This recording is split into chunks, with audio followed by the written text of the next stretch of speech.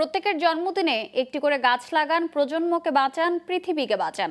নোয়াখালীতে প্রথমবার আগমন উপলক্ষে নরোত্তমপুর ইউনিয়ন উচ্চ বিদ্যালয় ম্যানেজিং কমিটির দেয়া সংবর্ধনা ও বিদ্যালয় আঙ্গিনায় বৃক্ষরোপণের সময় এ মন্তব্য করেন ঢাকার ফরাজি হাসপাতালের চেয়ারম্যান ও স্বাস্থ্যবন্ধু খ্যাত ডাক্তার আনোয়ার ফরাজি ইমন।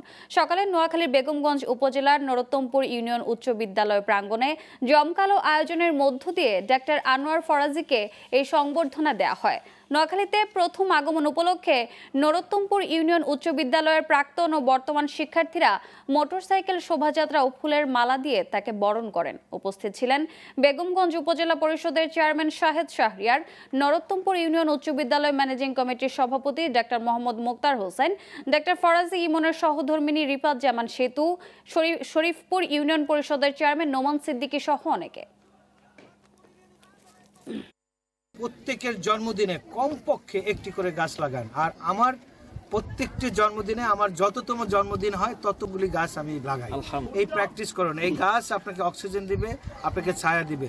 আপনি যদি কবরে চলে যান, এই গাছের উছিলায় আপনি সওয়াব পাইতে থাকবেন।